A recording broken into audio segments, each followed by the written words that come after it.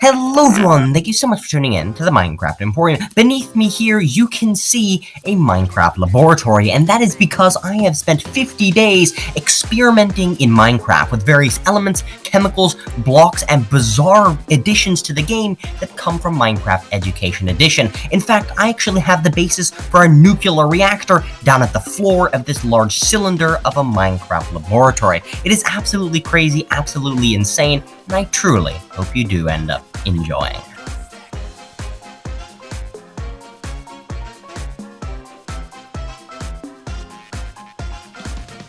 Hello everyone, thank you so much for tuning in to the Minecraft Emporium. This is how I survived 50 days as a mad scientist in Minecraft. If this is your cup of tea, please do consider subscribing. If not, hopefully I can still keep things interesting for those of you who are more interested in the redstone side of things. But in any case, I would like to start with our story nice and swiftly. You see, the one problem about being a mad scientist in Minecraft is that all of the mad scientisty things that are part of Education Edition are actually for creative mode. And so the only creative part of this entire Minecraft survival series was myself placing down one of each of the different chemistry tables that allowed me to do my mad scientist experiments in a big old pillar at spawn, and then setting myself into survival mode to continue with the series. Now, day one might go as exactly as you might expect, ransacking the village for every resource they can possibly give me. Everything from wood, cobblestone, some farms and pumpkins, killing the iron golems, and just snagging beds and berries and just about everything you might expect.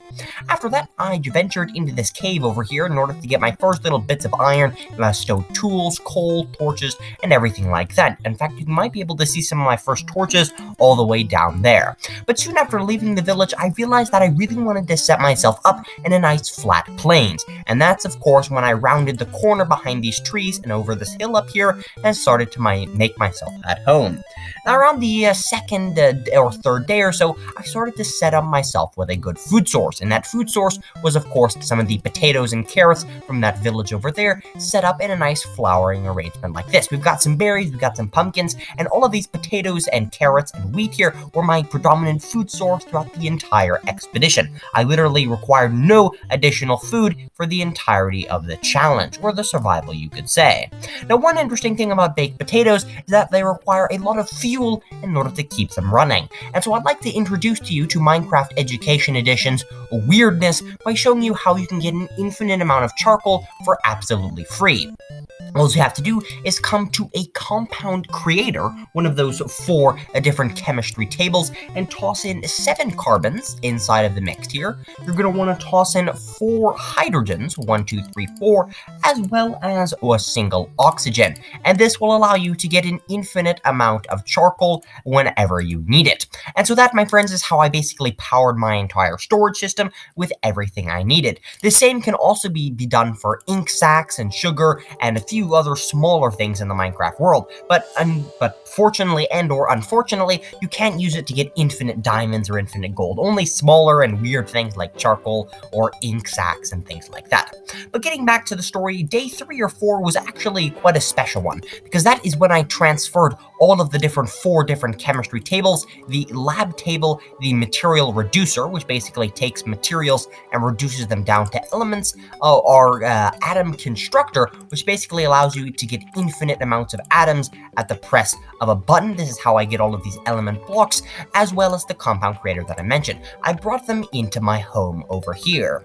Now, my home really wasn't much of a home as much as a hole in the ground, and so I spent the next 3 days, around day 10 to 15, basically digging this entire thing out with stone pickaxes and stone shovels. But after doing that for a little while, I realized that I wanted to get myself a mine, and the same mine that I use to this day down the center of this water column here all the way to a diamond level is the same mine that I made back then, but unfortunately tragedy struck at around the 7th day of this process, when I accidentally walked straight into the mine and dropped all the way down to diamond level without any water down there, meaning that I died. I didn't lose any items, but it was a little bit sad because then I lost all of my levels. But not to shame myself, after that, I went on a mining session, a dive mining session at that, and got an absolute ton of diamonds, which I then equipped myself with a diamond pickaxe to make all of the material gathering so much easier. So the first thing I started on when trying to improve my base is not only out changing this wood, my originally wood circle for concrete, but was also making this material block here. Now you're probably wondering what on earth this block here is, and I will tell you, it is actually known as hardened gray stained glass. It take an incredible amount of time to break and is actually part of some of the most common mad scientist experiments I would actually do.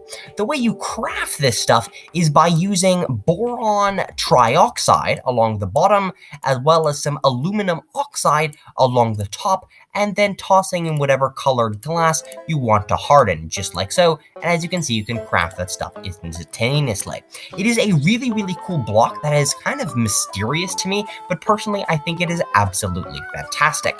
I set up this simple pillar here with some diorite and these mysterious question blocks, which you get by just basically taking some soul sand and converting it into this mysterious question mark block, as well as some diorite pillars. Now I got this quartz here from venturing into the Nether, and the Nether was a bit of a sad story because I ended up walking off straight into lava along with all of my diamond tools. Just the one diamond tool, my diamond pickaxe, but it was still rather unfortunate that the Nether, which had so much quartz and so many things, was actually a rather sad moment.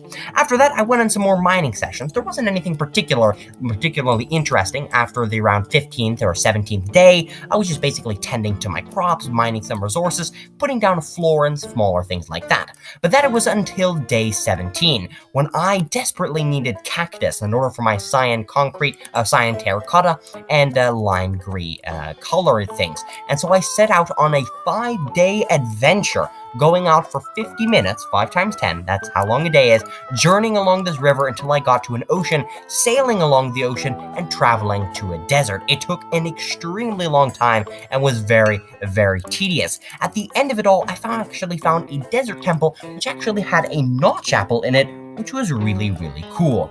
Then the vast majority of my time was spent back to base renovations. And basically around the 26th day mark, after I made my way back and started decking out the perimeter and adding in some walls, I really started to get organized. And so I would like to walk you through my new mad scientist sorting system. Down at the bottom, we are not entirely complete, but basically down at the bottom is where I store all of my chemicals. I'll get to this in a moment, but let me tell you, I have an absolute ton upon ton of different chemicals that I store and that are somewhat nicely organized. Back up here, up at the top, however, we have this interesting little water channel that you see me going through. We have valuables here. Here's the notch apple. We have gravel, mob drops, colored materials there. Nether, we have cobblestone, we have wood, and tools. We have some pretty basic things. Enchanting table, which is how I got some 1-level basic enchantments, and all of the different small things. Now, in celebration of the fact that we were about to sleep just now, I can tell you that on the 27th, I got myself a new bed and was able to sleep inside of the new completed upper area of the base really quite nicely. Around the 30th day, I made sure to add some of these trimmings here, and around the 35th day is when I truly started to become a mad scientist. That is when I added all of this smoke beneath the floors. That is when I added these trinkets along the walls. That's when I added these brewing stands here, which can actually be used to create elixirs and tonics and things like that. That's when I added these buttons on the floor for decorations, and that's when I started collecting a ton upon a ton of elements. And you know what I use those elements for? Well, I used it for a lot of things, but the most important thing that I would like to mention is, of course, my nuclear reactor. You see, in real life, nuclear reactors actually have rods of uranium next to pools of water. And now I have a column of water and columns of uranium going all the way down to my mines down over there, made of solid and complete uranium.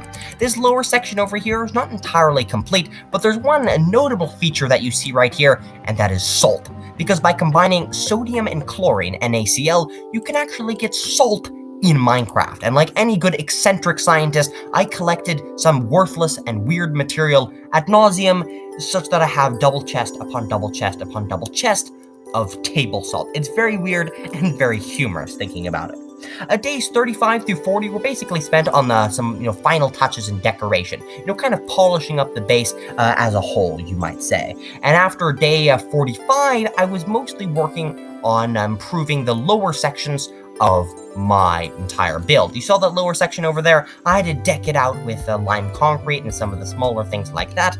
And generally, it was very successful in my opinion. With only 50 days, I feel like I made a lot of progress, not only having to mine and gather resources, but doing tons upon tons of experiments. I mean, we got things like heat blocks, we have tons upon tons of chemicals, we have water, we have salt, we have basically everything a mad scientist needs, complete with a absolutely wicked looking laboratory. And if this video does well on YouTube and you guys like it, I'll continue dropping the laboratory deeper and deeper into the ground and truly create the ultimate mad scientist base. In any case, thank you so much for watching, subscribe if you haven't, and take care.